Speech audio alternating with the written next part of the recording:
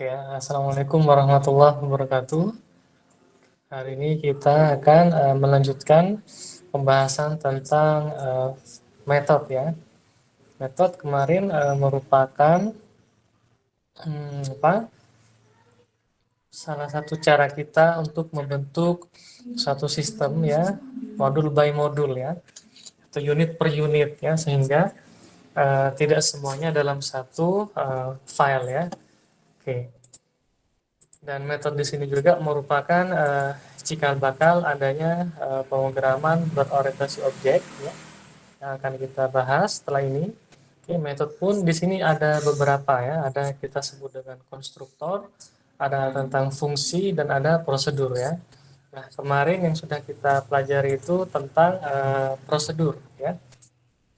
Karena hanya hanya memproses saja tanpa ada kata kunci return value ya yang dihasilkan. Oke. Nah, contoh sederhana kemarin adalah function write message atau yang kita bikin kemarin itu tentang kalkulator sederhana.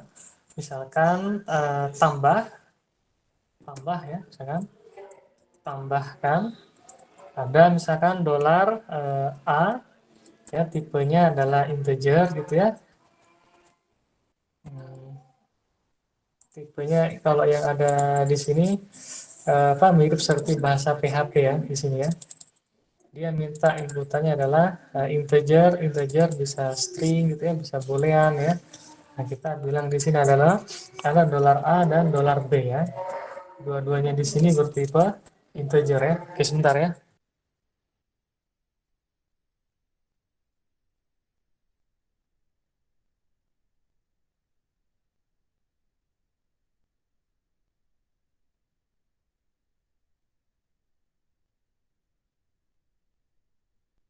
Oke, integer dolar A dan integer dolar B ya. Nah, di sini kita bisa tulis, oke, dolar A ditambah dengan dolar B sama dengan, nah di sini kita beri satu variabel tambahan, misalkan variabel lokal, namanya adalah hasil ya, sama dengan dolar A ditambah dolar B gitu ya. Di sini adalah dolar hasil ya, seperti itu. Jadi kalau kita panggil di sini dia fungsi tambah, tambahkan misalkan 100 dan 200, maka hasilnya seharusnya adalah 300 ya.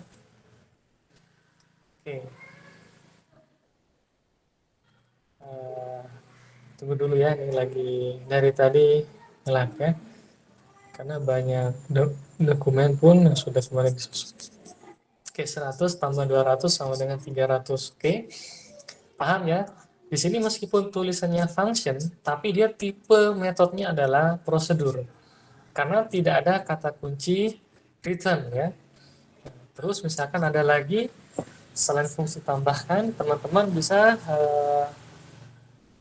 buatkan lagi misalnya adalah fungsi kurang gitu ya, atau kurangkan ya, misalkan seperti ini. Kita tulis misalkan kurangkan ya, namanya bebas, integer A dan B, hasilnya kita kurangkan ya, A dikurangi B ya. Lalu misalkan kita tulis di sini di bawahnya kurangkan ya, misalkan 100 dengan 30 gitu ya. Kita panggil ya, tinggal panggil saja ya di bawahnya tadi ya. Maka akan menghasilkan dia 70 ya.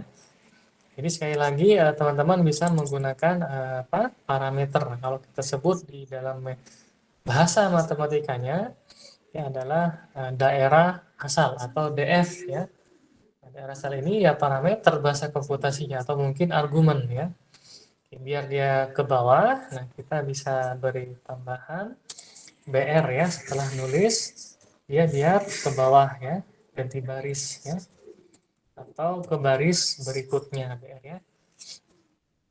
Nah, selain bisa tambahan, kurangkan ya, atau mungkin perpangkatan ya, atau mungkin yang lain, Coba kita lengkapi dulu aja ya. Kita lengkapi fungsi kalikan, misalkan ya. Fungsi kalikan perkalian A dikali B, ya, kali B ya. Terus jangan lupa kita berikan BR ya. Nah, kalau untuk tambah, kurang ya, atau mungkin kali, tidak ada masalah di sini ya. Yang penting sesuai dengan domainnya, domainnya apa namanya? Domainnya tipe datanya dia integer berarti 4 byte. Satu byte-nya itu 8 bit, maka 4 dikali 8 sehingga 32 ya. 32 bit ini gimana Pak Barja? Maka ada bilangan integer sebanyak 2 pangkat 32 ya. Atau lebih tepatnya 2 pangkat 31 ya. Berkurang 1. Kalikan misalkan 9 dengan 10 ya. Oke. Nah, ini tidak ada masalah, gampang semua ya. Yang ada permasalahan yang harus hati-hati ya di pemrograman, yakni di pembagian ya. Fungsi pembagi ya. Nah, gitu ya. Jadi tidak serta-merta dibagi seperti ini. Oke. Kenapa?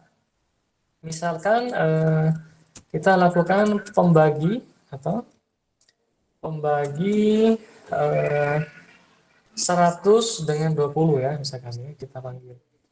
Jadi bukan hanya selesai seperti ini ya, tapi ada pengecekan sebenarnya. Oke. Yang harus diperhatikan apa? Dalam pembagian, penyebut itu tidak boleh bernilai 0 ya.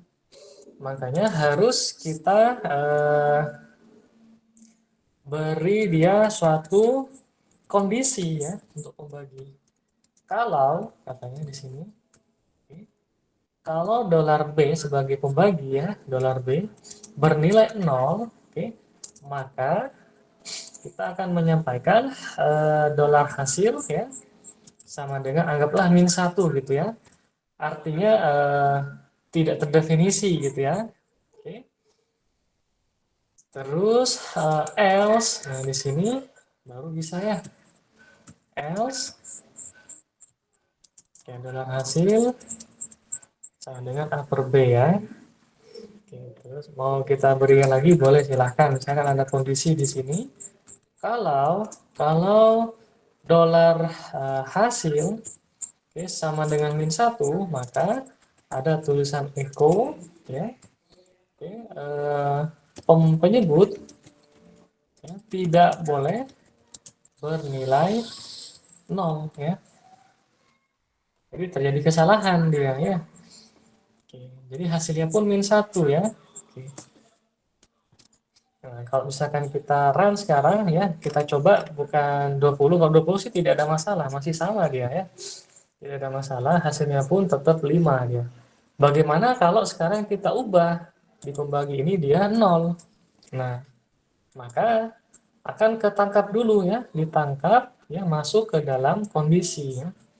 Penyebut tidak boleh bernilai 0 ya. 100 dibagi 0 itu min 1 ya. Artinya mungkin tidak terdefinisi ya. Ini contoh ya, bisa teman-teman nanti lakukan modifikasi ya. Oke, nah silahkan. Yang bisa kita lakukan modifikasi misalnya pada perkalian ya. Ini contoh 2 dikali 5. Berarti 2-nya ada 5 kali di jumlah ya. 2 ditambah 2 tambah 2 dan seterusnya ya. Jadi ada cara pertama, kita gunakan langsung operatornya perkalian. Atau ada cara kedua ya. Kita akan gunakan kalikan, ini cara kedua ya. Kalikan kedua.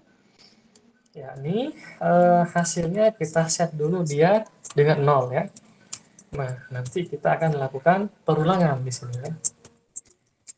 Nah, perulangannya bagaimana? Perulangan adalah dari dolar K sama dengan 0 ya, atau mungkin 1 lah boleh ya. Sampai ya dolar K di sini mencapai sama dengan bisa dibalik nanti ya. Dolar B dolar K plus apa yang dilakukan? Dolar hasil sama dengan dolar hasil ditambah A ya, ditambah A. Oke. Maaf, dolar A ya. Seperti ini. Oke. Jadi kalau dikalikan 2 harusnya tetap sama dia ya. Kalau kita panggil di sini kalikan ya 2 ya. Maksudnya cara kedua gitu ya. 3 atau mungkin 9 dan 10 gitu ya. Nah, gini ya. Oke. Apa yang akan terjadi ya?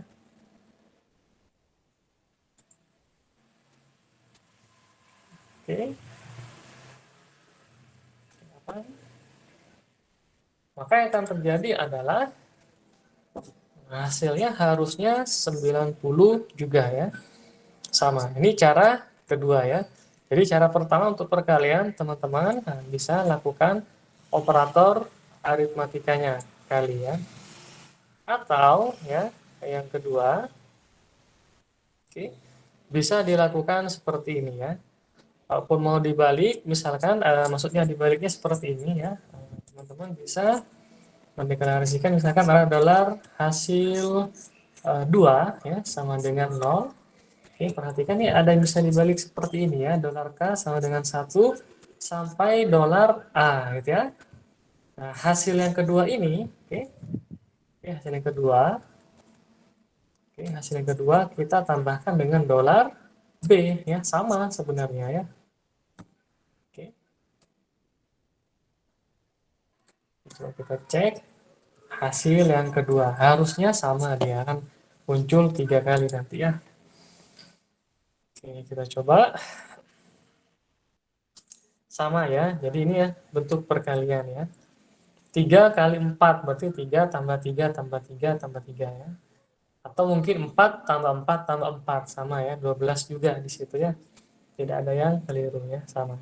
Mana Pak Bar yang lebih cepat? Lebih cepat lagi ada caranya menggeser bit ya, bahasa assembly, bahasa mesin. Nah, oke, silakan kalau ada yang mempelajari bahasa mesin dan teman-teman pun nanti bisa bergabung di labnya robotik ya, baik itu di teknik elektro atau di teknik komputer ya.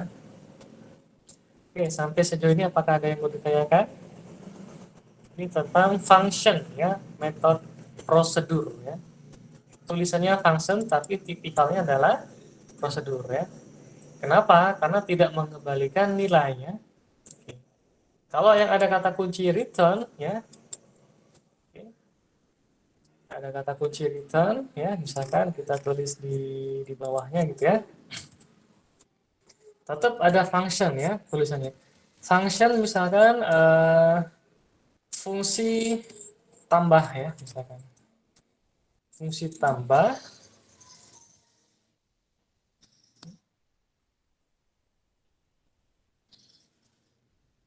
Oke, sebentar nih, kenapa panas banget nih.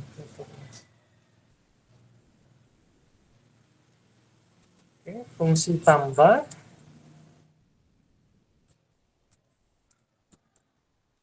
masih sama ya, integer dolar A dan integer dolar B.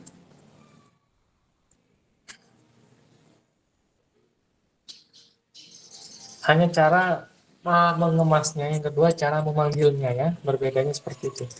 Kita cukup mengatakan return dolar A ditambah dengan dolar B ya, seperti ini ya. Ini contoh yang sama seperti yang di sini ya. Nah, nanti cara manggilnya di sini ya, echo duluan. Echo-nya bukan di sini dia ya. Oke, baru akan muncul ya. Entah pesannya salah atau mungkin bisa menghasilkan output yang diharapkan.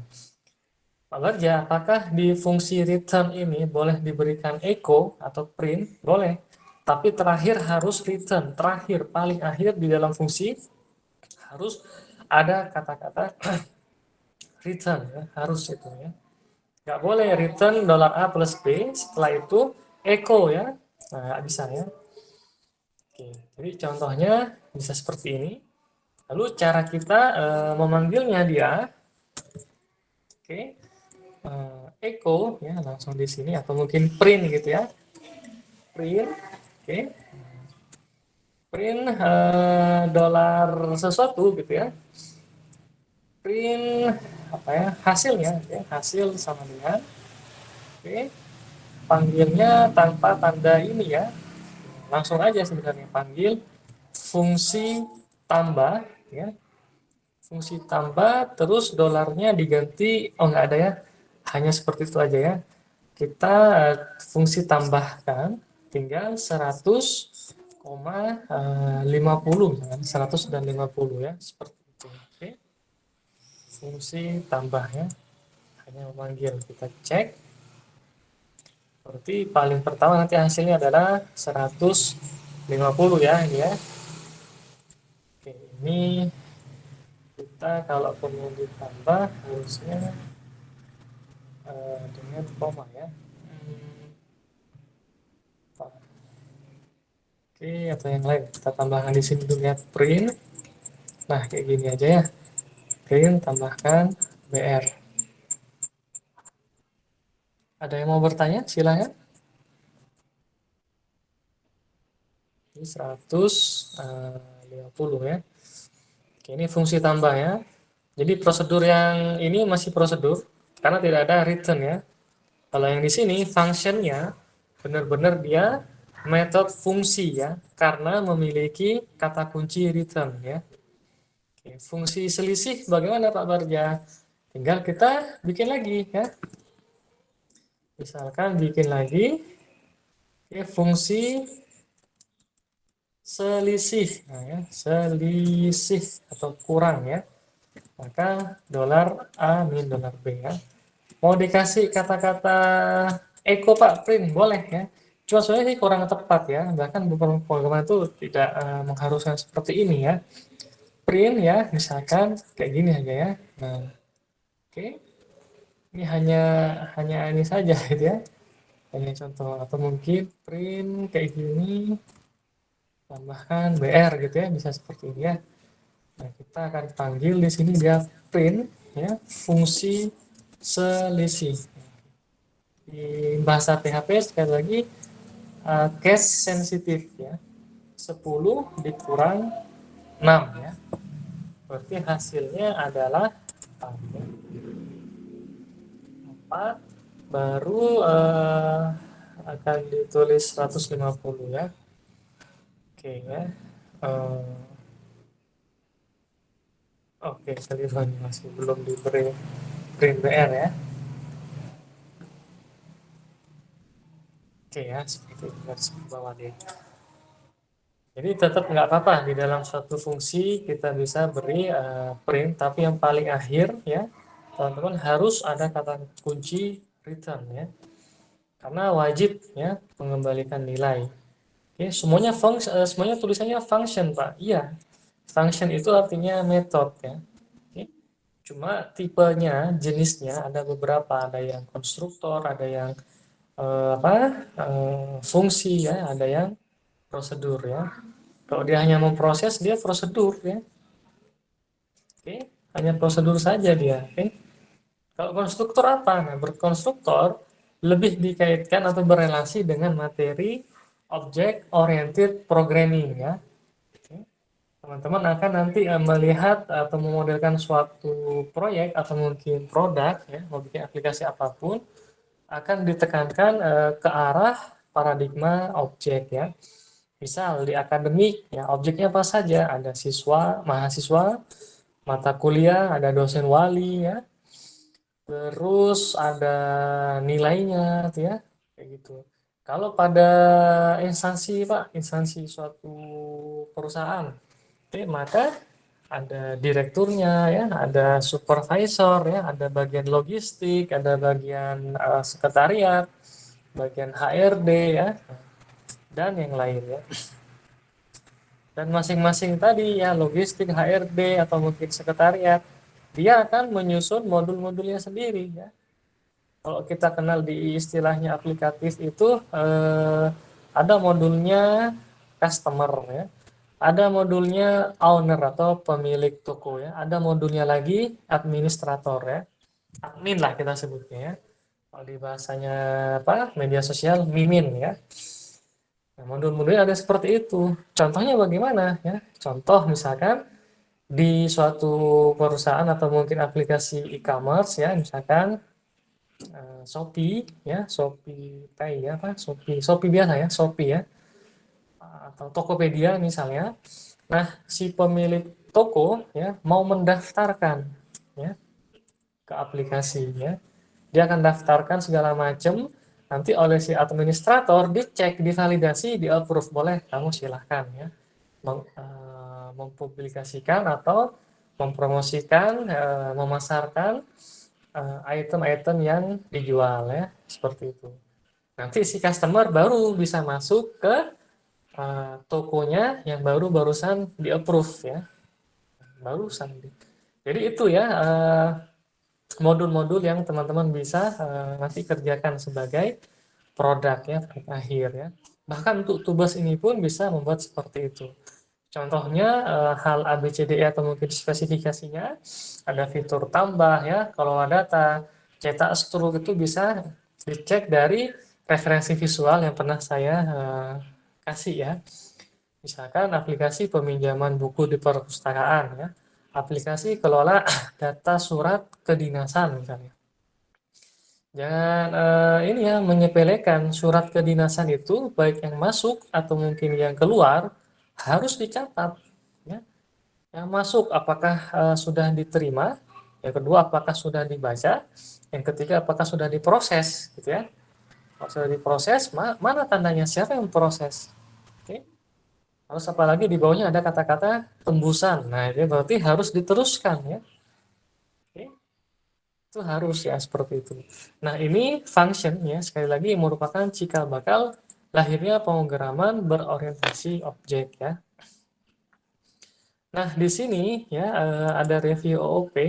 Kalau yang pernah ikut studi grup pemrograman ya dengan bahasa Java, di situ ada pembahasan tentang enkapsulasi ya, ada tentang relasi antar kelas, ada polimorfisme ya, ada pewarisan atau mungkin inheritance ya, lalu ada exception handling ya, oke, dan yang lain terkait dengan object oriented programming ya. Apa yang dimaksud dengan enkapsulasi? Ya, enkapsulasi itu kan seperti kata dasarnya sebenarnya berarti membungkus ya. Apa sih maksudnya membungkus ya? Kok perlu dienkapsulasi gitu misalnya? Oke. Enkapsulasi di sini dia artinya adalah memodelkan ya objek yang ada di sekitar kita ke dalam bentuk digital atau dalam bentuk model komputasi ya. Misalkan ya, dengan bentuk diagram kelas ya. Nah, diagram kelas ini, oke, teman-teman, ada beberapa misalkan seperti ini ya diagram kelas. Ada yang paling pertama di sini ya, saya kasih warna misalkan kuning ya.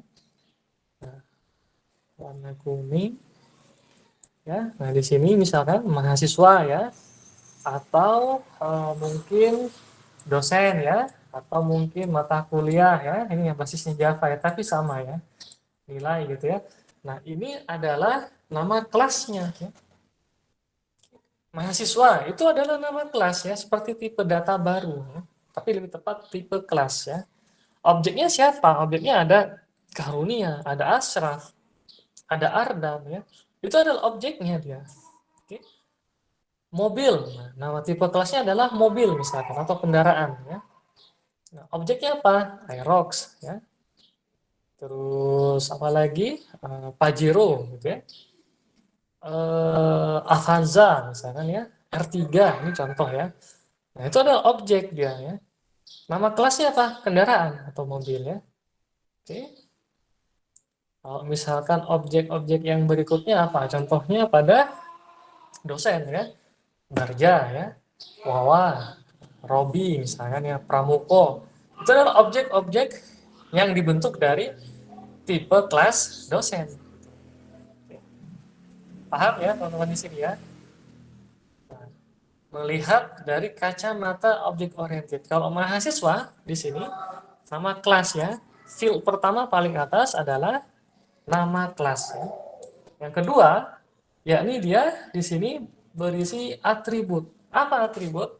Apa saja yang melekat pada kelas tersebut ya, yang mencerminkan kelas tersebut ya. Yang merepresentasikan pun kayak gitu. Di mahasiswa, dia pasti punya NIM. Nah, itu ya, propertinya mahasiswa ada NIM.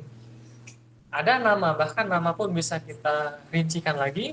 Ada nama lengkap, nama gelar, ya, nama panggilan, nama depan, nama belakang, ya, nama tengah, oke, gelarnya kayak gitu ya, dan yang lain ya. Oke. Mahasiswa, NIM, nama ya, email, phone, prodi, statusnya dia, tanggal lahir, tinggi badan ya, jenis kelamin, golongan darah, banyak kayak gitu ya. Oke. Status maksudnya adalah apakah dia cuti atau aktif ya di akademik saat ini. Oke. Di mata kuliah apa yang bisa kita peroleh atributnya? Nah, kalau kita cek ya di registrasi kemarin mata kuliah ternyata memiliki kode mata kuliah ya, jumlah SKS ya, jumlah jam pelaksanaan, oke, tahun ajaran ya, semester, wajib prodi atau bukan. Lalu ada kalau di mata kuliah itu tipenya ya, apakah teori saja atau teori plus praktek ya, atau mungkin hanya prakteknya saja. Oke. Nah, itu harus kita jelaskan ya, kayak gitu. Tahun ajar ya, semester berapa. Kalau dinilai bagaimana ya? Ya, dinilai misalkan ada asesmen kajian 1, asesmen kajian 2 ya. Ada praktikum, ada tugas, kuis, kehadiran, keaktifan. Banyak ya ABCD yang lainnya ya. Sedangkan yang field paling bawah di sini ya, ini adalah metodenya ya, fungsi-fungsinya, prosedurnya ya. Misalkan di dosen ya, dosen wali. Jadi, ngapain aja dosen wali dan metodenya misalkan melakukan ACC registrasi ya. Yang kedua, mengirim pesan misalnya ya di Igrasias ya. Yang ketiga, mengecek kehadiran ya. Yang keempat, mungkin mengisi berita acara perkuliahan ya. Dan yang lain lah kayak gitu ya. Sedangkan mahasiswa apa metodenya dia? Input mata kuliah gitu ya. Meminta approval apa registrasi ya untuk di ACC atau eh, mengecek presensi ya apakah alfa ya atau hadir ya. Jadi teman-teman jangan bilang Pak saya nggak di absen, bukan ya. Pak saya nggak disebut ya atau mungkin nggak dipanggil ya atau nggak dikonfirmasi ya. Kalau kita bilang absensi, daftar absensi berarti daftar yang tidak hadir ya. Kalau daftar presensi berarti daftar yang hadir ya. Jadi kita bilangnya adalah presensi kehadiran ya.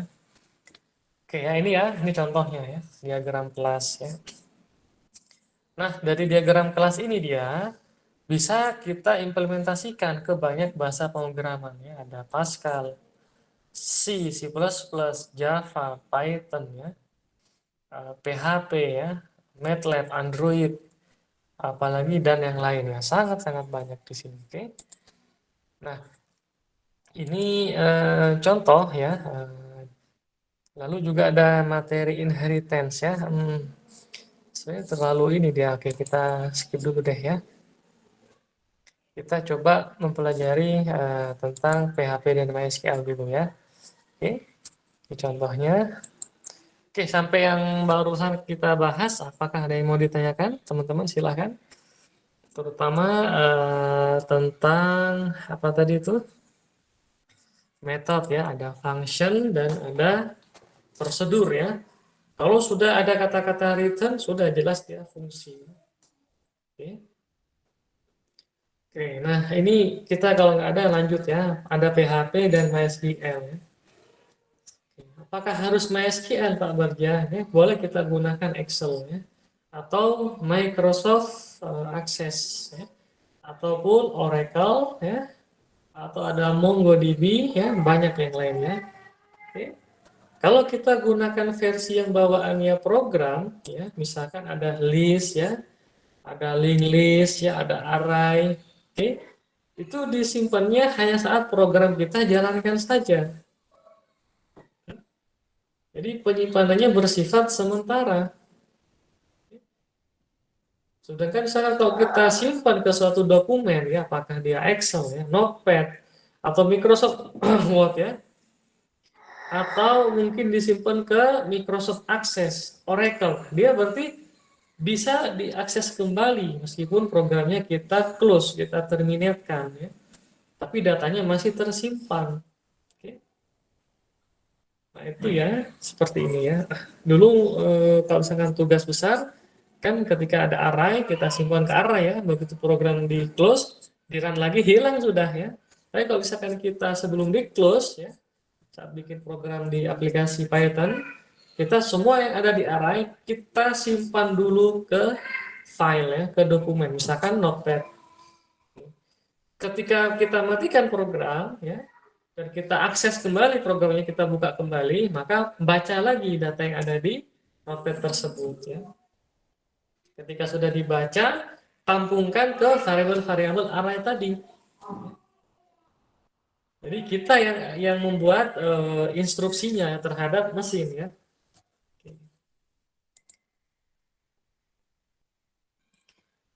Ini jenis-jenis database ya. Ada juga database yang tidak berelasi, ada ya. Di sini semuanya yang memiliki relasional ya. Ada SQLite juga ada ya, MySQL, Oracle, Postgre ya, MariaDB ya, Microsoft Access atau mungkin SQL Server. Ini jenis. Yang lain pun banyak ya. Jenis database non relasional, ada Hadoop ya, Cassandra, ada MongoDB ya. Ada seperti itu, oke. Terus di sini pun database bawaan PHP ya. Ya, ini bisa kita dalam satu package ada namanya XMPP ya. X itu maksudnya melibatkan sekian atau mungkin lebih dari satu teknologi gitu ya. Kalau A-nya adalah Apache ya, M-nya MySQL ya, MySQL sendiri, P-nya adalah PHP, dan P yang terakhir itu Perl ya, PR. Oke. Kenapa harus MySQL? Karena tidak hanya konsol kita komen prompt atau nulis, tapi ada interface-nya. Ya. Interface maksudnya apa? Kita diminta apakah mau nambah data entitas atau mau nambah data atribut, ya kita dipermudah. Atributnya apa saja tipenya? Nah itu sangat tinggal kita pilih ya. Kita akan melakukan memilih, mengeklik ya kayak gitu. Memilih seperti itu.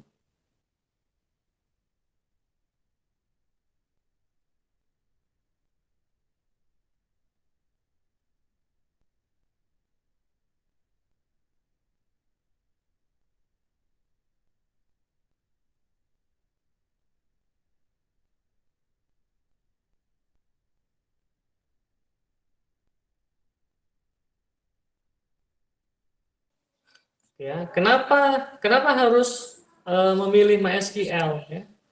Karena mudah ya, ini bukan menurut saya, tapi yang lain pun mengatakan sudah usang sih sebenarnya kalau MySQL. Bisa jadi ya kayak gitu ya. Atau mungkin mengatakan SQL gampang dihack ya, gampang diretas. Bisa kayak gitu ya. Yang berikutnya adalah selain mudah itu gratis ya. Terus dokumentasi lengkap. Kata-kata dokumentasi artinya kalau ada suatu metode yang kita tidak pahami ya, itu sudah ada penjelasannya dia. Sama seperti di dokumentasi miliknya Oracle ya. Kalau kita ketikkan di Google Docs ya, DOCS Oracle, maka akan muncul banyak banget ya, lengkap ya, sangat lengkap. Oke. Nah, ini PHP dan MySQL ya, dua entitas terpisah, dua program terpisah ya. Ada penghubungnya antara PHP dan MySQL berbentuk pustaka ya atau library ya. Cara koneksinya nanti teman-teman ya, kata kuncinya yang paling penting adalah MySQL ya connect ya underscore connect. Nah, itu ya. Nggak boleh diubah, dia itu emang kata kuncinya ya dari yang dipahami yang dimengerti oleh PHP ya. Kenapa harus seperti itu Pak? Apakah boleh? Kalau misalnya kalian mau buatkan suatu metode namanya bebas, ya bisa saja ya. Sama seperti di bahasa Indonesia di awal-awal ya. Kalau di bahasa Indonesia misalkan saya sebut tangan kan ya. Kalau saya bilang ini adalah mobil misalnya. maka ya pasti itu akan tertawa semua ya. Karena di bahasa Indonesia itu tangan gitu ya. Sama di bahasa PHP, MySQL connect itu artinya instruksi untuk mengkonekkan ya, kayak gitu. Lalu ada new MySQL ya. Kata-kata new di sini kalau kita pelajari object oriented programming itu adalah salah satu cara untuk membuat memori atau membuat objek ya. Jadi objek apa? Mirip seperti variabel, hanya saja bisa mengakses ABCDE-nya ya. Oke, ada PDO ya, kita cari PDO-nya apa ya. Next dulu ya. Ini contoh, di sini ada server name-nya localhost, username-nya misalkan bebas, mau misalkan kita ganti Ashraf, password-nya pun password ya, 12345 misalkan. Oke. Create connection ya. Nah, itu ada suatu komentar ya, tidak akan dieksekusi ya, yang warna hijau ini ya. Oke. Terus ya, ya variabel ya, koneksi sama dengan tadi MySQL underscore connect. Nah, gitu ya. Tiga variabel ini akan kita bawa ke mana nih? Ke koneksi ya. Lalu lakukan pengecekan ya. Kalau dia tidak terkoneksi, nah di sini tanda seru artinya dia tidak ya. Kalau dia tidak terkonek, maka sampaikan ya pesan atau mungkin langsung lakukan die ya. Die di sini bukan nanti hanya putus hubungan ya, tapi port yang tadinya dibuka untuk melakukan koneksi pun itu pun ditutup ya. Kalau dia misalkan tidak ada koneksi, ya seperti itu. Kalau ada koneksi bagaimana Pak Barja? Maka kita akan menyampaikan connected successfully ya. Terkonek dengan baik, terkonek dengan sukses. Oke. Ya.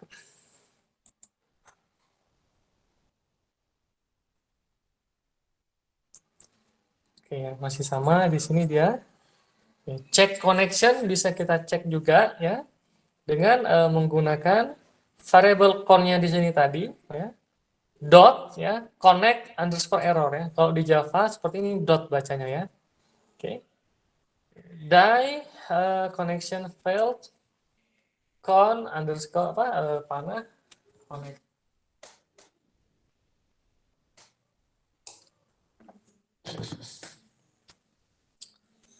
Oke ya. Connect error ya. Yang sebelumnya kita katakan tidak terkonek dengan tanda seru ya. Jika tidak terkonek ya, if ya, itu jika ya. If not connected, ya, jadi tidak terkonek, maka seperti itu ya. Yang satunya dia mengakses dengan cara mengecek ya. If ya $con ya dot connect error cek ya. Ada koneksi atau tidak ya, true atau false ya. Kalau ada apa namanya koneksi maka dia ke bawah ya, connected successfully ya. Itu kan ngecek apakah ada error enggak gitu ya. Terus nah ini juga ada istilahnya exception handling ya. Kalau di bahasa object orientednya ini mirip seperti percabangan ya, if dan else-nya nih mirip, sangat mirip dia. Oke. Bedanya try atau mungkin catch ya, nanti ada lagi throws exception ya, ada seperti itu. Jadi adalah yang diletakkan di dalam try ya dan catch ya, adalah apa namanya? Program-program atau kode program yang tanda kutip ya bisa mengakibatkan kekeliruan ya. Kalau ibaratnya nih try and catch adalah wasitnya ya. Siapa yang melanggar pasti akan ditiup peluit ya. Kayak gitu. Ini sama dia ya. Kalau ternyata ada kesalahan menuliskan URL atau mungkin server name ya, atau mungkin yang lain ya, atribut yang lain server name, username atau password, maka program tetap jalan ya. Oke. Tidak serta-merta langsung terputus ya. Ini gunanya try and catch ya atau exception ya. Exception handling, penanganan eksepsi. Oke. Jadi tidak hanya berfungsi seperti percabangan mengecek, tidak ya. Tapi selain itu, ya program tetap berjalan, tapi menampilkan pesan kesalahan. Ya. Contoh nih, misalkan Ardan suka bermain Mobile Legend ya, atau mungkin Warcraft ya, atau mungkin apalagi Counter Strike misalnya. Begitu lawannya ingin di ulti atau mungkin di sub ya, tiba-tiba koneksinya atau mungkin paketnya habis, paket datanya. Jadi tidak ada koneksi internet. Nah, nggak mungkin ya, teman-teman misalkan mau ulti tiba-tiba seperti ini ya, perhatikan layarnya, tiba-tiba langsung nge-close ya. Oke. Langsung nge-close aja ya. Nah, kemana? Itu dia. Aplikasi saya kemana? Game saya kemana nih? Kan nggak seperti itu ya. Oke. Nah, itu gunanya eksepsi ya, exception handling itu adalah gunanya seperti itu dia. Oke. Atau mungkin mau browsing ya menggunakan PC atau mungkin HP. Nah, kalau di eh, entah Chrome ya atau mungkin Firefox ya Mozilla, kalau dia tidak ada internet ya kadang disuguhkan game ya, nah gitu ya. Jadi orang tetap bermain ya, tidak tidak bosan gitu ya. Nah, berbeda kalau misalkan kita tidak gunakan exception handling, maka programnya tadi langsung halt ya. Tanpa pemberitahuan langsung putus ya. Nah, orang sebagai user penggunanya akan kaget lah. Satu kaget dia. Ini kenapa aplikasi saya? Yang kedua, dari segi UX ya, itu tidak baik ya. Karena tidak mencerminkan satu kualitas informasi. Oke. Apalagi yang ketiga, interaksinya, kualitas interaksinya tidak bagus itu.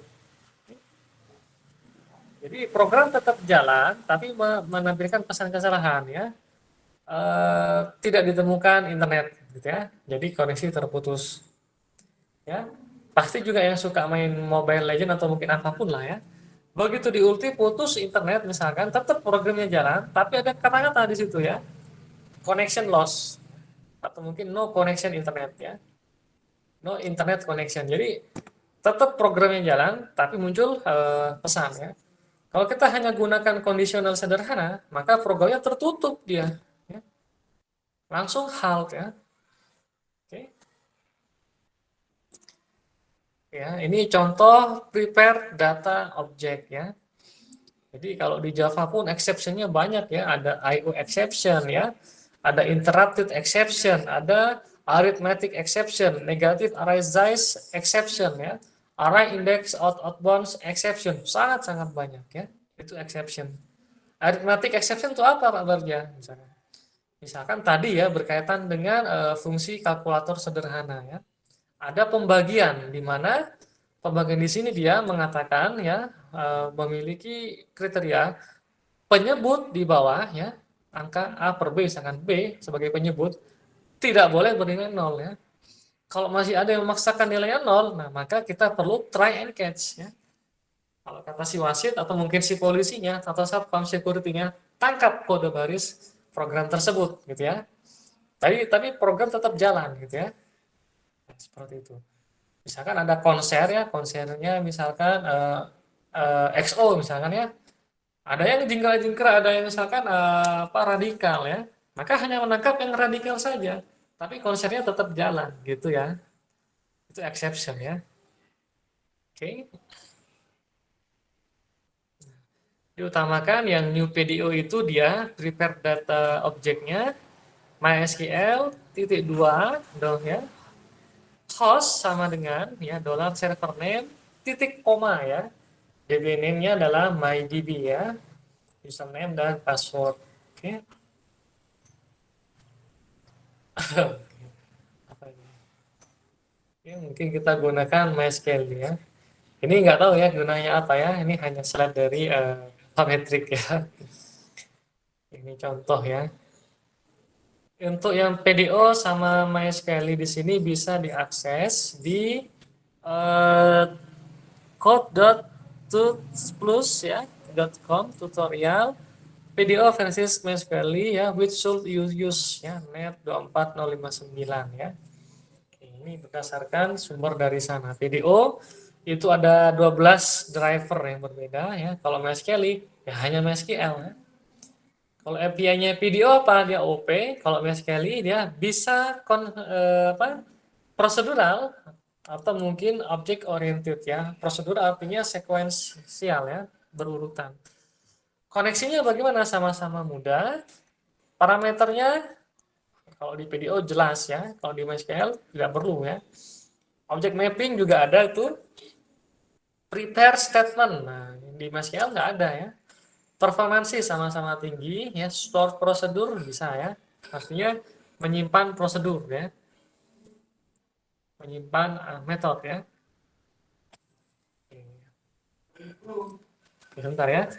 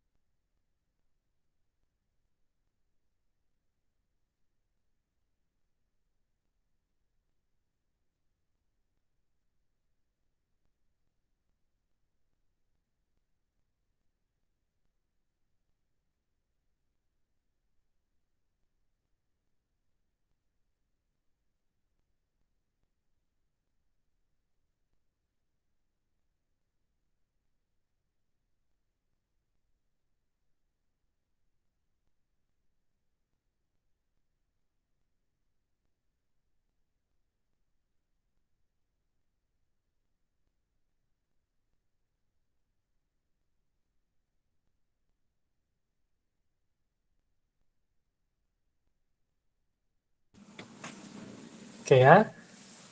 Eh apa tuh? Oh, ini contoh ya. Oke ya. Setelah koneksi bagaimana gitu ya? Ya, kita bisa melakukan query ya, mau select, mau insert ya, update atau mungkin alter ya. Ini kalau query pernah dibahas mungkin di logika matematika ya. Ada kaitannya ya. Ini contoh ya. Contohnya adalah query yang sederhananya create database ya. Ada variabel SQL sama dengan create database ya.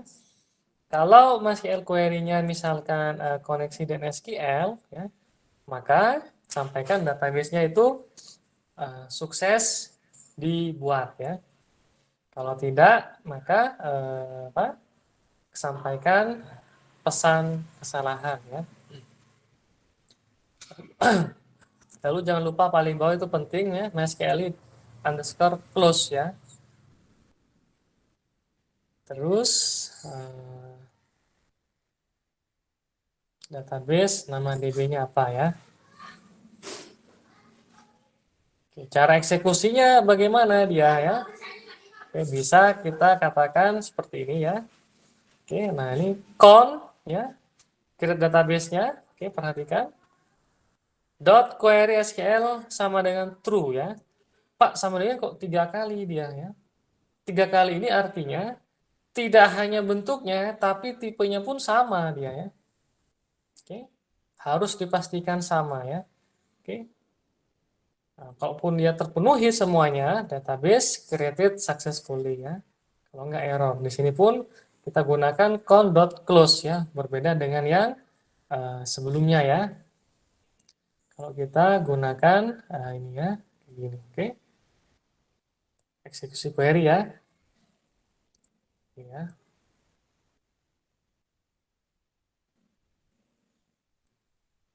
Cara eksekusi query ya, prepare data object ya. Yang atas dia masih sama ya. Nah, oke. Kalau set to PDO mode to exception ya. Atributnya ada error mode ya, PDO-nya pun ada error mode exception ya. Hanya untuk memastikan ya khawatir ada keliru dan kata kuncinya adalah exec ya SQL ya, seperti ini ya. Oke. Con-nya seperti ini ya. Con dot exec ya, seperti itu ya. Eksekusi maksudnya, execute. Oke. Catch video exception ya. Nah, kalau ada terjadi sesuatu tinggal seperti itu ya, $E. Oke. Get message. Oke. Setiap kali ingin mengaksesi query, hasil koneksi dipakai untuk melakukan koneksi ya. Dalam satu aplikasi melakukan koneksi ke lebih dari dua database bisa ya, tapi belum paham ya. Misalkan teman-teman ada yang sudah paham, silahkan ya. Bisa juga kita membuat database memanfaatkan eksekusi query manual, bisa menggunakan PHP MyAdmin ya. Oke, contohnya, oke, untuk menjalankan. Mungkin tunggu dulu sebentar ya. Sambil silakan kalau ada yang mau ditanyakan atau dicoba di referensi ya, di browsing-browsing ya.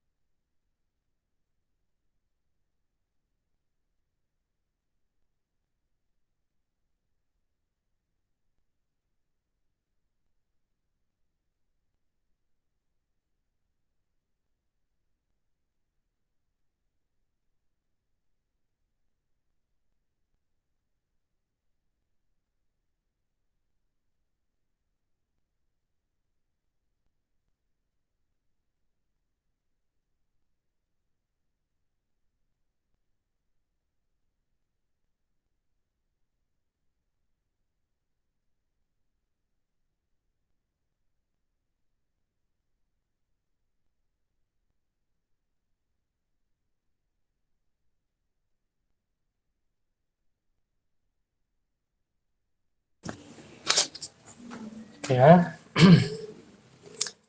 Ini XMPP, pastikan keadaannya kalau mau dijalankan sudah diklik start sehingga berganti ya. Keadaan itu adalah berganti stop semua ya di Apache dan MySQL-nya ya. Ini dashboard pertama dari phpMyAdmin. Oke ya. Lalu setelah itu silakan ada yang mau apa? Menambahkan ya atau mungkin menanyakan, silahkan ya. Oke. Sambil kita nanti lanjut lagi ya setelah ini tentang PHP gitu ya. Kita lanjut lagi. Kemudian PHP, Object Oriented Programming, dan model view controller ya. Oke. Model itu kerangkanya ya. Kalau view yang bisa kita jadikan aplikasi user interface-nya ya. Sedangkan controller, misalkan ada yang mau ditambah datanya atau mungkin bukan ya, bisa di sini ya. Oke. PHP ini dijalankan di server ya, Apache Tomcat ya, I2is ya, atau mungkin bahasa yang perlu penerjemah ya. Sintaks ditulis dengan tagnya adalah PHP ini yang kemarin ya sudah kita pelajari dan kita coba barusan juga sama tentang lanjutan metode dari yang lain, yakni selain ada prosedur juga ada fungsi ya. Oke. Fungsi-fungsi string sudah kita bahas ya. Ada substrings ya, trim, ada juga mungkin tentang looping ya, kondisi ya. Ada handling form ya, ada tentang $get dan $post ya. Nanti kita bahas ya. Kalau get kita misalkan dia gunakan get, maka benar-benar diambil misalkan tulisannya ABCD maka ABCD ya. Kalau sedangkan post maka itu tidak dikirimkan ya atau mungkin di encoding ya. Nah, menulis fungsi, nah barusan kita bahas ya. Sebenarnya hati-hati bukan fungsi ya. Oke. Lagi ya, metode yang ada di PHP itu ada dua ya. Ada fungsi dan prosedur ya. Semuanya akan diawali dengan tulisannya adalah function ya. Semuanya pasti ya. Kita akan jumpai dengan tulisannya adalah function. Tapi kalau seperti ini dia tidak ada return-nya ya, maka akan masuk ya ke kategori prosedur ya. Sedangkan kalau dia memiliki nilai return value ya seperti yang tadi ada di contoh, oke, maka kita akan sebut dia nah seperti ini, oke. Fungsi tambah ya integer a dan integer b return a plus b ya. Maka ada kata-kata return, dia mengembalikan nilai ya. Kita sebut kategorinya adalah metode fungsi ya. Oke. Sedangkan yang hanya memproses ya, ini pun memproses ya, tidak ada di akhirnya tidak ada kata-kata return, maka kita katakan adalah prosedur ya. Oke, jadi hati-hati ya teman-teman memahaminya ya. Nanti di kajian Java itu sangat lengkap ya. Oke. Object Oriented Programming barusan ya. Oke, dasar-dasarnya sebelum masuk ke model view dan controller ya, MVC ya. Sama katanya strukturnya dengan Java, tapi ada berbeda cara penulisannya. Misalkan ada sebuah kelas, nama kelasnya apa, bebas. Oke, dan ini sebaiknya untuk penamaan nama kelas ya, kita awali ya setiap suku katanya, oke, diawali dengan huruf uppercase ya, huruf kapital. Kenapa Pak Barja kan ya? Apakah standarnya satu yang standar, yang kedua untuk memudahkan ya saat kita melakukan pemanggilan terhadap tipe kelas tadi ya. Kalau semuanya dijadikan huruf kecil, nah huruf kecil itu sebenarnya adalah penamaan untuk variabel atau mungkin penamaan untuk suatu function ya. Misalkan fungsinya fungsi tambah. Tadi kalau di saya saya pasti akan tuliskan di awalnya di sini fungsi tambah contohnya. Nah, fungsi tambah perhatikan di sini ya, fungsi tambah, fungsi selisih. Pasti huruf F-nya kecil ya, dan berikutnya kapital ya. Jadi lower dulu baru uppercase ya. Ini pun sama, lower ya, S-nya uppercase. Oke. Sedangkan untuk huruf penamaan nama kelas ya, penamaan kelas, semua suku kata awalnya, awal suku kata di kita gunakan uppercase ya. Oke, untuk memudahkan ya. Nah, ini ya, kita sebenarnya lebih tepat sebuah S-nya adalah huruf kapital ya, dan C-nya pun huruf kapital ya. Public function construct, nah, konstruktor nih ya. Kalau nggak keliru nih huruf C-nya pun huruf kapital ya. Oke. Public function sebuah metode. Nah, ini M-nya huruf kapital ya. Oke. Dolar parameter yang pertama ya. Parameter yang pertama. Oke, ini kita ganti angka satunya biar apa namanya? Khawatir dianggap apa ya? Itu parameter satu, parameter dua gitu ya. Banyak ya, kita ganti dengan Arial misalnya, biar jelas ya. Nah, gitu ya. Ada parameter satu ya, ada parameter dua dan seterusnya ya. Nah, cara memanggil kelasnya di sini dia tinggal kita buatkan sebuah objek, lalu ada kata-kata new ya. Sebuah objek ya, maka di sini kayak gini ya.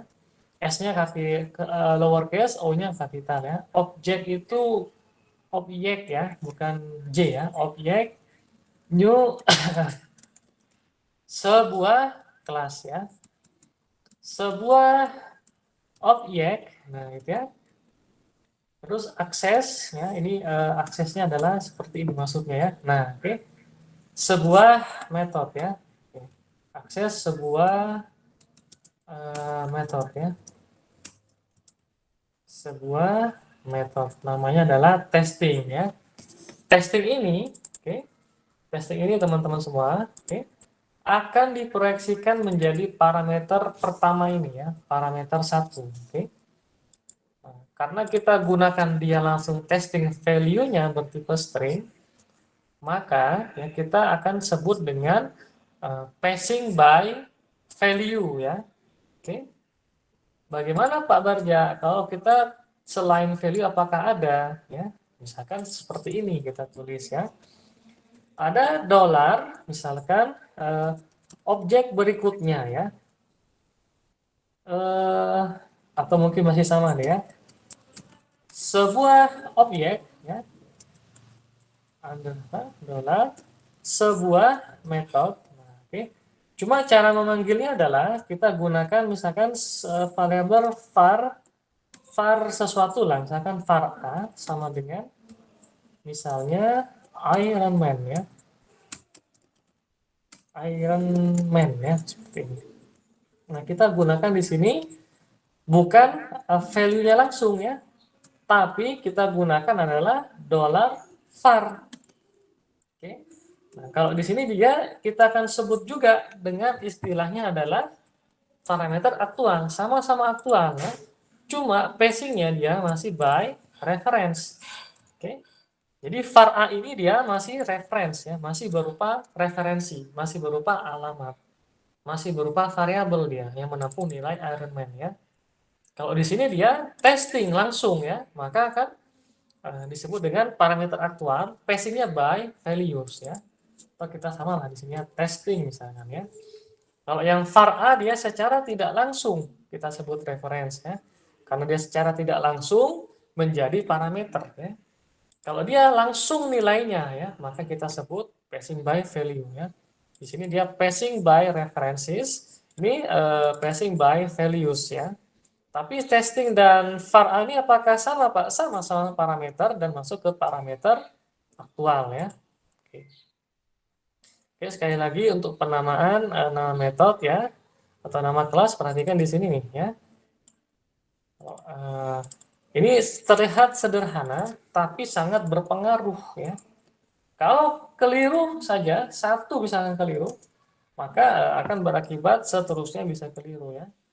Ini kelasnya kalau nggak keliru hurufnya huruf C kecil ya. Oke.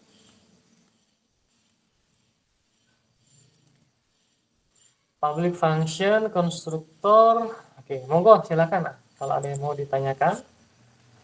Oke. Materinya emang banyak ya ini ya, materinya banyak. Nah, teman-teman di sini semuanya spesial ya. Luar biasa, super ya.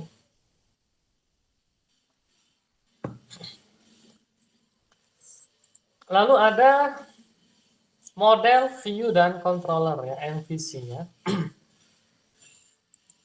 Nah, controller untuk menangani input dan kelola transaksi biasanya ya. Model untuk eksekusi query SQL ya. Model artinya dia mirip seperti yang ada di database sebagai bentuk kerangkanya ya. View merupakan tempat ya ini ya.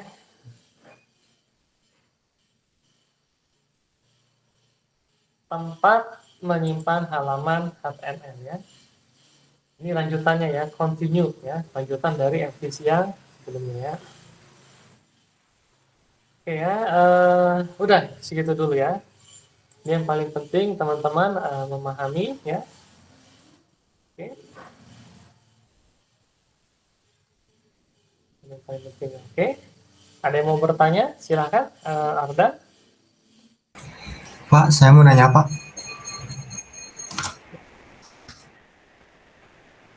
Monggo, monggo, silakan. ini sebenarnya lebih powerful mana antara OOP sama procedural programming? Untuk skala besar, kita akan mengatakan OOP ya. Tapi untuk skala tertentu yang tidak begitu banyak ya, ya kita bisa OP, bisa prosedural ya. Oke. Contoh misalkan ya untuk programming kontes kita prosedural ya. Oke. Bahkan proseduralnya pun benar-benar yang tipikalnya engineer ya. Cara cerdiknya gitu ya, bukan cara cepat seperti yang ada di beberapa ini ya. Cara cerdik kemarin sudah saya sampaikan. Misalkan contohnya ingin mencetak deret bilangan genap ya. Nah, gitu. Banyak cara ya, bisa langsung dikalikan dua itu cerdik ya. Atau mungkin model komputasi di tiap incrementnya tidak ditambah satu tapi ditambah dua ya. Itu juga cara cerdik ya. Atau menggunakan rumus rumus deret aritmatika ya. Itu berarti dia benar-benar ilmiah ya. Atau menggunakan definisi ya bilangan genapnya ya. Matematik juga sebenarnya ya. Sama-sama ilmiah kayak gitu. Oke. Tapi ya model-modelnya misalkan dia komputasi numerik itu masih bisa cara cara apa engineer kita sebut ya, melihat permasalahannya, dia mengetahui oh pokok permasalahannya A B C D E ya. Misalkan ada pokok permasalahannya A sampai Z ya. Si engineer tahu dia harus mengerjakan A sampai F dulu misalkan seperti itu ya. Setelah itu setelah A sampai F maka dari F sampai H ya, dari H sampai O misalkan. Karena melihatnya tahu ya harus ngapain dulu langkah-langkahnya seperti itu ya. Begitu ya yang bisa saya sampaikan. Oke, saya bisa respon ya. Oke, untuk skala Terus Pak, kalau ngelihat aplikasi-aplikasi yang ada, itu sebenarnya kebanyakan pakai object oriented programming atau procedural programming? oke, ini bagus ya. Nah, seharusnya ya kalau kita lihat dari referensi mungkin yang pernah teman-teman jumpai gitu ya. Mungkin saat ada mungkin kakak tingkat ya yang kita cek langsung. Mungkin semacam misalkan katakanlah ada framework CI atau mungkin frameworknya adalah Symfony atau Laravel ya dan yang lain atau Zen ya. Dia frameworknya emang dibuat untuk OOP gitu ya. Tapi ya pada implementasinya ya kita mungkin karena masih tahap belajar gitu ya. Saya pun sama ya. Menggabungkan semua antara prosedural OOP gitu ya. Jadi sekarang dilakukan pengubahan satu ya. Harusnya kalau OP kan misalkan satu file kita atau satu kelas kita ubah, yang lain kan nggak berubah. Nah, tapi yang ini satu diubah, kadang masih ada yang berubah juga ya di file-file berikutnya ya. Misalkan di form ini kenapa berubah ya, di form ini kenapa ikut berubah gitu loh ya. Oke, masih seperti itu ya harusnya, oke. pada yang skala-skala misalkan untuk pre-akhir, ya, tapi dulu ada ya, ada namanya tuh Mirza Akhena, saya sampai lihat dokumentasinya ya, tidak hanya source code-nya, tapi dokumentasinya sesuai dengan source code-nya ya, dengan model desain yang dia rencanakan, dia rancang ya. Benar-benar objek oriented ya, sangat-sangat ada mungkin prosedurnya paling hanya 1% atau mungkin 2% lah ya.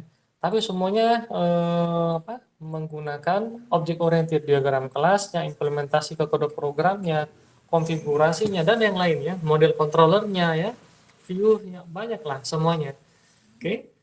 Kalau misalkan kita cek lagi ya di skalanya level misalkan skripsi, ada lagi misalkan proyek gitu ya. Proyeknya pun bukan proyek skala besar ya, misalkan proyeknya apa ya?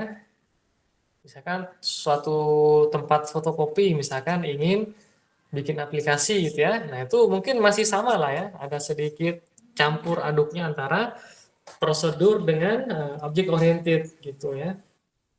Tapi kalau sudah proyeknya dia berbadan PT ya, oke, biasanya akan objek oriented ya, bukan hanya dia harus objek oriented, karena ketika satu dilakukan di audit ya, baik dari segi internal atau eksternal ya. Yang kedua dilakukan validasi pengujian perangkat lunaknya, oke. Atau mungkin ketiga dicek dari segi dokumentasi dia. Nah, itu penting ya. Kalau sudah misalkan tidak sesuai, wah ini tanda kutip ngaco gitu ya. Ya, perusahaannya berbadannya namanya ada PT-nya, tapi ternyata isinya kayak gini. Nah, itu patut dipertanyakan gitu ya. Sudah beli program misalkan sudah sangat tinggi ya harganya, misalkan lebih dari 10 miliar misalnya. Ternyata nah, isi dokumentasinya ya, pengujian sistemnya atau mungkin desainnya itu setengah-setengah gitu ya. Nah, itu nggak bisa ya. Kalau PT dia mungkin mencapai 80 sampai 90% sudah bermain object oriented semua ya. Kalau misalkan di skalanya skripsi atau mungkin yang tadi saya sampaikan ya, aplikasi untuk kelola data atau mungkin pencatatan transaksi fotokopi misalkan, atau mungkin pembelian alat-alat buku tulis ya. Nah, itu masih mungkin bukan amburadul, campur aduk ya. Oke. Di objek orientednya, di metodenya, karena isinya tuh tadi ya seperti prosedural saja ya. Salah nggak Pak? Ya enggak ya. Misalkan kalau misalkan kita belajar Java, saya tunjukkan gitu ya. Oke. Jadi dia bermainnya bermain cepat saja ya. Dia gunakan dulu bikin suatu prosedural. Katakanlah ada misalkan 1.000 baris program ya. Dia bikin, dia cek, compile, eksekusi jalan, tidak ada masalah. Tiba-tiba langsung dia kemas ya, langsung dijadikan satu metode ya, bisa seperti itu. Atau mungkin dijadikan 2 atau 3 metode ya. Nah, itu ternyata isinya pun ya tidak objek oriented gitu ya. Kenapa? Nah, selain objek oriented itu juga ada nilai yang harus kita evaluasi, namanya adalah tingkat kopling ya dan tingkat kohesi ya. Ketergantungan metode ke metode. Yang kedua dia lamanya metode dieksekusi ya. Jangan-jangan metode A begitu dieksekusi akan manggil metode di dalamnya. Ada metode B, ada sub metodenya lagi, itu terlalu lama, nggak bagus ya. Jadi ada hal seperti itu ya. Kalau misalkan kita nanti lanjut, misalkan teman-teman lanjut studi ke sistem informasi atau mungkin software development ya, atau teknik informatika ya, ada beberapa tidak hanya object oriented programming mata kuliahnya, ada lagi object oriented teknik gitu ya. Bahkan ada design pattern ya, ada cara bagaimana untuk mengemas ya dan memangkas penggunaan memori ya sehingga desainnya itu benar-benar tepat gitu ya. Kalau misalkan versi saya ketika dihadapkan suatu bikin A, ya saya bikin aja ya. Setelah bikin baru saya evaluasi gitu ya. Oh, ternyata hasilnya hasilnya seperti ini, bisa kita kemas menjadi lebih rapi lagi. Dan itu pun kita nggak boleh sombong duluan ya. Wah, ini sudah rapi, ini sudah bagus, enggak. Kita aja teman kita, ini gimana nih? Sudah cukup nggak ya? Kadang kan kita hanya ingin mendengar apa yang ada di kepala kita, itu nggak bagus ya. Kalau di akademik, Begitu dikritik, nah itu berarti dia mendapat poin plus. Bagus artinya ya. Oke. Ada yang keliru, harusnya seperti ini gini-gini ya. Meskipun pun kritiknya nggak diambil nggak apa-apa, tapi paling tidak mendengarkan, oh ada seperti ini ya. Kalau kita misalkan apa, dari sekian orang, 10 orang, 7 orang mengatakan harus diubah, misalkan harus disesuaikan kembali, kita ubah, maka lebih tambah poin plusnya itu. Oke, itu di akademik seperti itu ya. Oke. Yang sekarang masih open problem, terutama di akademik itu ya, di permasalahan seperti di matematika diskrit atau logmat, permasalahan tentang si tukang kantar ibaratnya, traveling salesman problem. Bagaimana untuk mengoptimalkan ya dari tujuan dari asal ke tujuan ya. Khawatir begitu kita ada 3 alternatif jalur atau jalan lintasan, satu jalur ternyata paling singkat katanya. Tapi begitu kita lewatin ke sana, ternyata saat itu ada perbaikan jalan. Ya. Kalau perbaikan jalan kan di tanda kutip ya, misalkan di Google Maps terlihatnya kan tidak merah kan, ya kan ya. Maka orang akan memilih, oh jalan sini lebih dekat. Begitu ke sana ternyata ada perbaikan jalan, balik lagi gitu ya. Nah, itu bagaimana caranya biar tahu gitu ya. Oke, itu juga open problem ya. Nah, teman-teman di sini misalkan punya ide ataupun karya-karya seperti kemarin sudah saya mau membuat ABCDE Pak. Nah, itu bagus ya. Oke. Tinggal nanti kita bahas bersama-sama. Biasanya kenapa sih kamu mau bikin A? Kenapa mau bikin B gitu ya? Gitu ya. Karena kita kan di sini diploma ya, D3, apalagi nanti mau ke D4 ya insya Allah ya. Kita tidak hanya bisa membuat program, tapi juga bisa satu, menganalisis kebutuhannya. Ya. Apa sih yang memotivasi kita harus bikin aplikasi tersebut? Itu harus ada ya. Oh, kalau cara konvensional, cara terstruktur itu lama. Kok bisa? Mana buktinya? Ini hasil surveinya, nah, gitu ya. Itu kita bisa menganalisis ya, kebutuhan sistemnya. Yang kedua, kita lakukan desain berdasarkan hasil analisisnya. Jadi tahapannya seperti itu, tidak hanya bisa membuat program, tapi juga menganalisis, mengevaluasi kebutuhan nyata saja. Yang kedua, mendesain. Ya. Mendesain di sini tidak hanya mendesain mockup user interface-nya, mockup GUI-nya, mockup aplikasinya, tidak. Ya. Tapi jauh selain itu, ya, bisa juga mendesain sistemnya, alur prosesnya, mendesain database-nya, ya, mendesain diagram activity-nya, diagram sequence-nya, diagram kelasnya, ya. Oke. Diagram kolaborasi, diagram package, diagram jaringannya, oke. Sampai bisa mendesain kebutuhan perangkat keras, perangkat lunak yang akan dibutuhkan di stakeholder, ya, di tempat yang hendak ditanamkan aplikasi. Kita sampai ke tahap sana, makanya kan kalau lulusan teknik informatika atau sistem informasi ya, mau kerja di puskesmas bisa, di kepala misalkan di kantor kecamatan bisa ya, mau ke angkatan ke kepolisian bisa ya, ke TNI juga bisa, apalagi ya, ke keuangan juga bisa karena dibutuhkan ya. Kita bisa menganalisis, kita mendesain. Yang ketiga ya, tahapannya adalah implementasi. Apa yang diimplementasi? Pertama, bisa konfigurasi database. Yang kedua, bisa implementasi user interface-nya. Yang ketiga, bisa implementasi ke kode program lainnya, gitu ya. Yang keempat, lakukan pengujian. Ya. Makanya ada programmer, ada designer, ada analis, ya. Dan yang paling mahal biasanya itu analis, ya. Sama yang keempat ini biasanya, ya. Analis dan tester, penguji, ya. Kenapa? Si tukang uji ini dia mendapatkan satu celah saja ya bisa membuat aplikasinya rusak, itu poin plus gitu ya. Misalkan ya dulu kalau misalkan kita gunakan operating system Windows tertentu ya, kita bisa gunakan aplikasi Wireshark atau mungkin Metasploit bisa masuk menjelajah ke komputer-komputer yang terhubung ya. Misalkan ada komputer ABCDE ada 5 ya. Si A ingin masuk ke komputernya B. Kalau komputernya B nyala dan terkonek dengan jaringan ya meskipun LAN, maka bisa diakses ya. Oh, ternyata dia di drive-nya ada film misalkan apa tuh? Filmnya apa tuh misalkan Ice Age ya, Power Rangers misalnya. Atau mungkin yang B, wah ini ada jawaban-jawaban tugas praktikum nih, bisa kita ambil misalnya kayak gitu ya. Nah, dulu ada gitu ya. Kalau nggak salah Windows Spec 3 ya atau Windows Spec 2. Oke, aplikasinya pun banyak. Apalagi jelas kalau kita gunakan suatu apa tuh observer ya, kita sebut dengan aplikasinya adalah Wireshark. Kita nuliskan passwordnya apa, username-nya apa itu sangat-sangat terpampang jelas bisa dibaca. Misalkan username-nya adalah Pak Bagja, passwordnya adalah 12345. Jelas, tidak ada encode-encode-nya ya. Oke.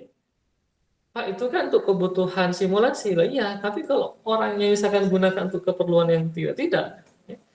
Makanya sekarang kan banyak tuh entah di ATM atau apa ada apa tuh namanya yang mengcopy data ya, ada yang misalkan mengecek apa, memantau sandi kita ya, banyak ya. Teman-teman nanti misalkan bekerja di suatu instansi, usulkan tuh ya. Ternyata selain password untuk ATM, kita juga bisa ya membuat seperti ini ya. Misalkan panas suhu tubuhnya ya. Atau mungkin kombinasi, misalkan passwordnya 12345 ya. Kita tekan angka 1 passwordnya di ATM dengan jari telunjuk, sedangkan duanya dengan jari ibu jari ya. 1, 2, 3, 4, 5, 6 misalkan ya. Atau kombinasi dari jari kayak gini. Atau mungkin menggunakan 10 jari. Satu jari saja memiliki fingerprint ya, polanya sangat banyak ya. Kalau di pembahasan tentang desain analisis algoritma, itu masuk ke domainnya adalah non-deterministic polynomial ya. Artinya membutuhkan komputasi tingkat tinggi dan resource yang banyak untuk memecahkan fingerprint satu saja. Kalau ini kita gunakan 10 ya. Pin kan ada 6 tuh. Ya kita 1, 2, 3, 4, 5, 6 gitu ya. Bisa seperti itu ya. Atau mungkin menggunakan suhu jarinya, suhu tubuhnya. Sama nggak suhu tubuh yang seperti yang di awal ya? Nah, itu lebih lebih ini lagi ya. Kenapa Pak Barja kok tidak menggunakan apa namanya retina scan atau pengenalan wajah? Ya silahkan aja ya. Retina scan misalkan dia punya videonya ya, di video matanya atau mungkin mukanya dilakukan seperti apa scanning juga bisa nggak? Khawatir bisa ya. Mungkin tingkat akurasinya sekitar 20-30%, tapi bisa kan? Masih memunculkan potensi bahaya gitu ya. Tapi kalau kombinasi ini dia, okay, mungkin butuh paling cepatnya dia hanya 2 jam. Tapi 2 jam tersebut pasti kan pihak kepolisian atau mungkin yang berwajib ya pasti sudah mendeteksi kan ada apa wangi-wangi atau mungkin aroma kejahatan gitu ya.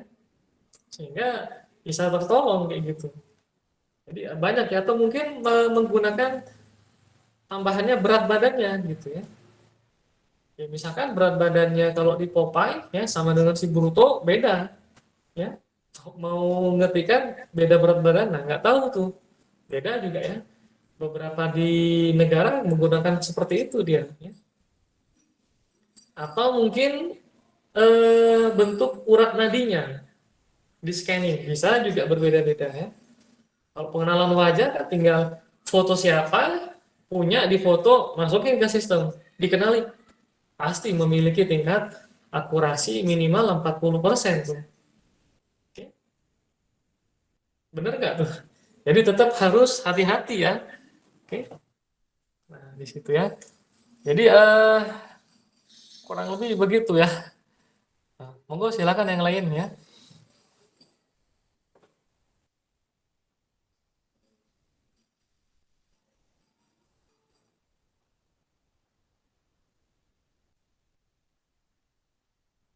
Oke. Kalau tidak ada, kita coba lanjut ya.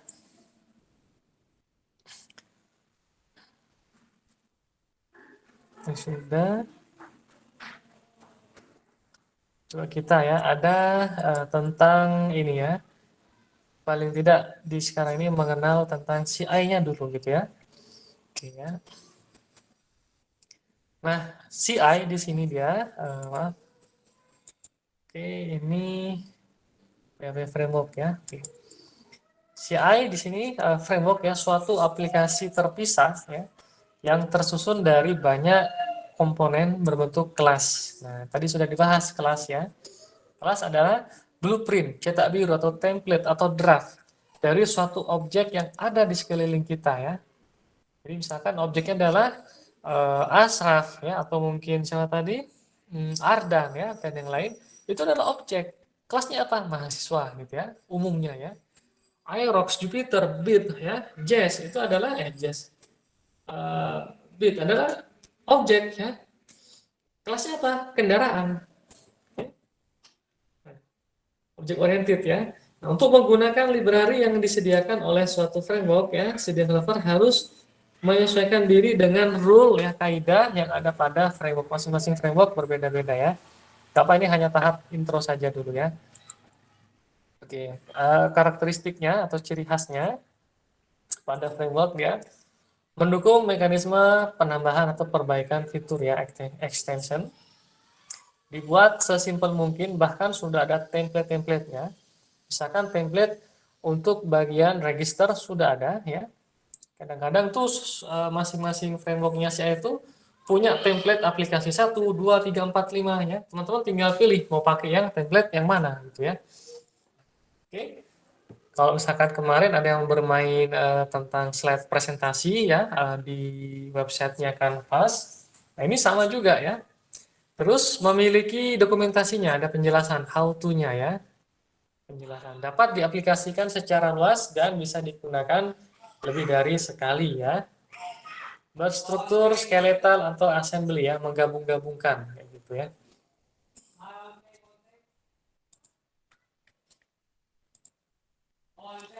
Framework trade-off ya, yang lagi trending mungkin ya.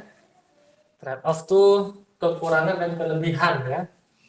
Kelebihannya tadi reusability dan extendability ya. Kekurangannya dia ya learning curve ya. Bukan sulit dilakukan perubahan tapi mempelajarinya dulu ya. Kebanyakan open source ya. Kalau misalkan ada bug ya kita masih butuh waktu ya untuk bertanya ke si pembuatnya ya. Tapi hati-hati ya. Kadang memang sengaja ini ada framework A misalkan ya. Ternyata di situ ada beberapa source code yang disengaja untuk menyedot data ya, untuk mengcopy data tertentu. Itu hati-hati ya, harus dicek dulu ya. Flow control dasar sistem tidak diketahui oleh pengguna framework ya. Flow control itu seperti percabangannya ya. Ini kalau misalkan kita isikan atau mungkin kita tambahkan field misalkan ngaruh nggak ya? Nah, itu dia masih bertanya-tanya ya.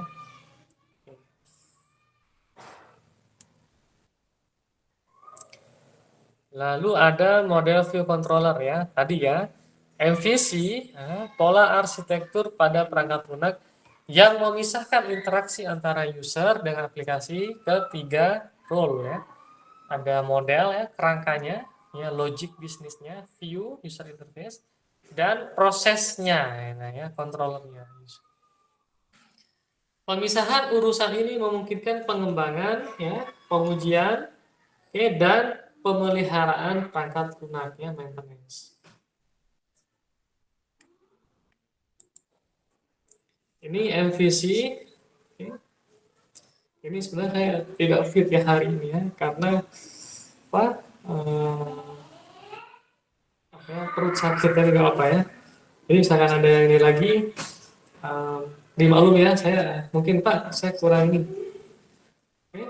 Dan tadi banyak ada yang rame gitu ya, ada yang apa konser ya tetangga ya.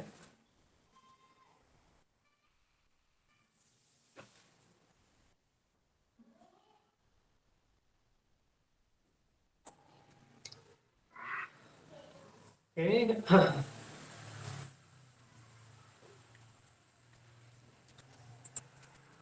Model ya mengelola perilaku ya dan lingkup dari aplikasi ya. Merespon request atau informasi state ya. Merespon request melakukan instruksi dari controller ya. Kelas representasi basis data yang kita sebut dengan active record ya dan lain sebagainya. view ya membuat model menjadi bentuk yang sesuai interaksi user interface-nya ya. Sehingga misalkan mau ditambahkan namanya ya atau mungkin identitas yang berkaitan dengan field yang sudah dibentuk ya. Satu model atau controller dapat mempunyai beberapa view untuk kebutuhan yang berbeda. Oke. Sedangkan controller dia tugasnya menerima input user dan memprosesnya ya memindahkannya dia ke model ya. Oke. Memberi instruksi pada model ya untuk melakukan aksi berdasarkan input tadi. Oke. Alur siklus MVC ya, alur user berinteraksi dengan view yang tampak ya. Misalkan kita buka facebook.com maka dia view yang pertama ya. Oke. Nah, misalkan kita klik register, klik login setelah mengisikan user dan password, maka baru ya dia ya. Oke. Nah, controller menangani input dari view, menerjemahkan menjadi instruksi aksi yang dikenali oleh model ya. Controller memanggil model dan memberikan instruksi aksi tadi ke model. Model menjalankan instruksi ya. Model memberi notifikasi kepada view ya. View mengubah tampilan berdasarkan notifikasi ya. Oke. Framework PHP umum digunakan ada CI, YI, Xen, Laravel ya, Symfony ya. Ini ada beberapa contoh di sini. YI ini apa? Dari Yes It Is ya. Cake PHP ya, Code Igniter ya. Oke, misalkan teman-teman nanti bikin sendiri ya, misalkan namanya Agus Prasetyo ya.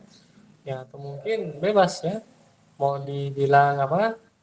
Library Agus Prasetyo berarti LAP ya. Lab misalkan atau mungkin FAP, FAP ya. Framework Agus Prasetyo. Misal nih contoh ya. Bikin sendirilah nanti ya.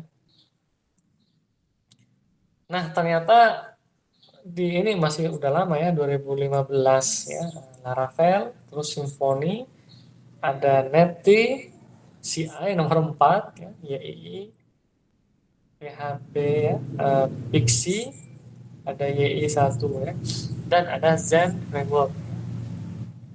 CI ya, kalau CI ini nomor 1 di Indonesia ya. Kalau secara keseluruhan CI nomor 4 ya di dunia ya. Oke. Apa unggulnya CI? Nah, frameworknya open source tapi tadi butuh waktu ya. Kalau misalkan ingin mengkontak developernya ya. Dia tidak berat, komputasinya ringan, berbagai platform ya, Mac ya atau mungkin FreeBSD atau Windows ya, berbasis MVC ya. Jadi dipisah mana modelnya, mana view-nya, mana controllernya ya. Oke. Library lengkap, dokumentasi lengkap ya, punya komunitas ya.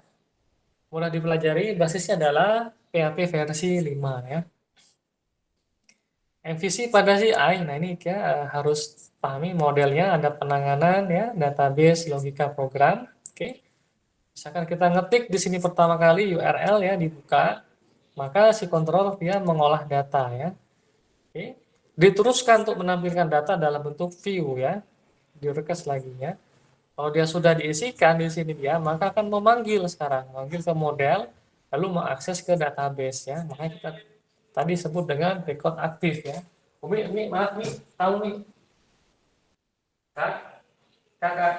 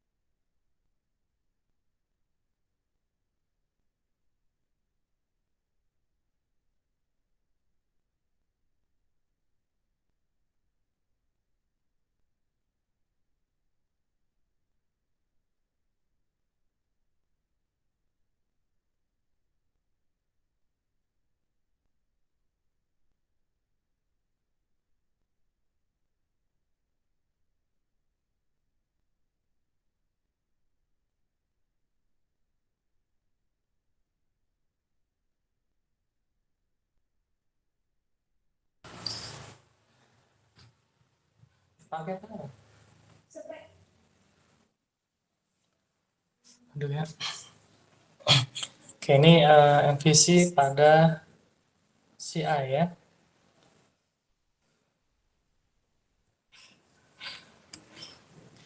Untuk instalasinya, nah di sini ekstrak framework CI yang sudah di-download ya dari misalkan https ci.com ya ke folder instalasi web server ya, misalkan di htdocs ya.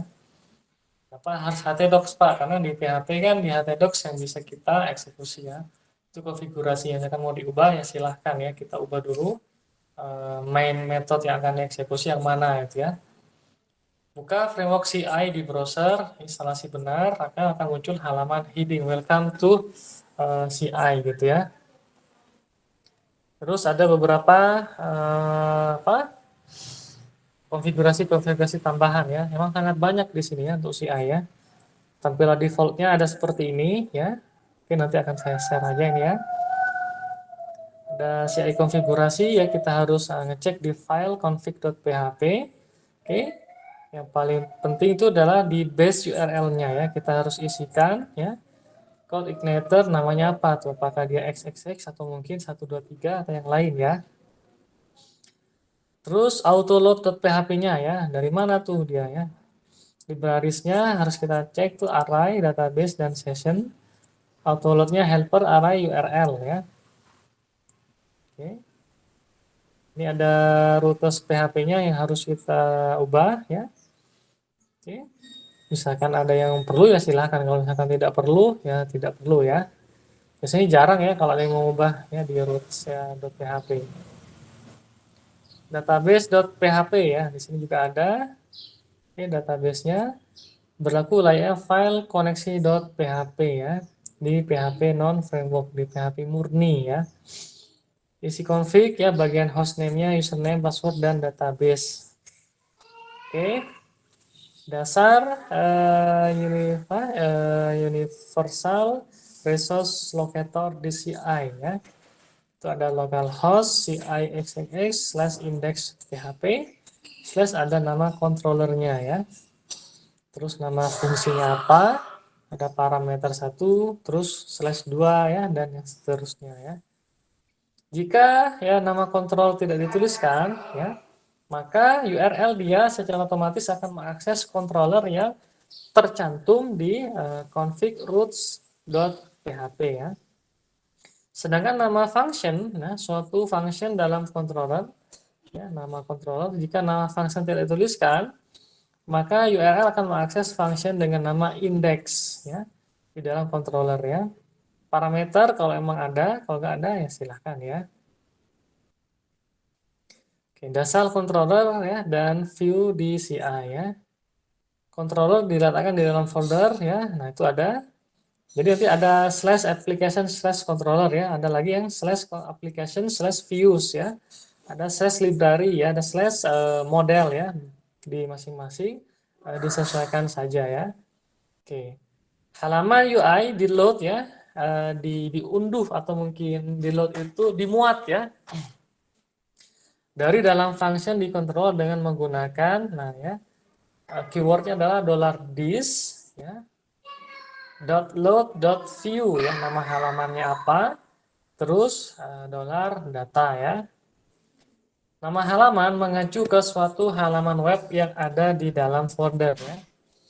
Ditulis tanpa ekstensi ya, misalkan ada halamannya test.php, maka kita perlu cukupkan tes ya, sudah akan dikenali dia. Data bersifat opsional ya, boleh ada boleh tidak ya. Nah, data disertakan jika ingin mem-passing variabel dari controller agar bisa digunakan di dalam halaman views ya. Oke, tadi ya ada passing by reference ya, passing by values ya, kita bahas ya. Dasar controller dan view DCI ya, $data harus berbentuk array nah ya. Sini ya. Oke. Dan dilempar ya, bukan dilempar ya, di passing gitu ya.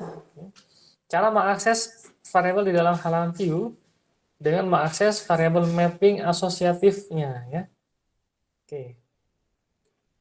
Di sini ada array bersifat apa namanya? Asosiatif ya, ada yang bersifat indeks ya. Oke. Mungkin dulu pernah ya di pembahasan tentang diction ya di bahasa pemrograman Python ya. Oke. Mengakses file CSS apa? Oke, ini nanti akan saya inilah ya, akan saya share. Nanti kita akan ulangi kembali ya. Oke. Dasar model di CI. Oke, masih sama nih model sekarang application/model ya, selalu seperti ini dia ya. Oke. Query pada model. Nah, ini banyak query umum ya, ada this, db query, select bintang bisa ya. Caranya adalah get ya. Bisa seperti ini, banyak ya. Beberapa contoh di sini ya. Oke, mungkin teman-teman itu dulu ya. Hari ini saya sedang ini tidak fit ya. Maaf ya. Gak apa ya Ardan dan teman-teman ya. Nanti akan saya ini unggah ya, unggah di mana nih? Di materinya ya di Google Drive-nya Asraf tadi ya. Mungkin saat ini begini dulu yang kita akan bahas. Oke, terima kasih semuanya. Assalamualaikum warahmatullahi wabarakatuh. Waalaikumsalam. Waalaikumsalam warahmatullahi Terima kasih, Pak. wabarakatuh. Terima kasih Pak. Waalaikumsalam.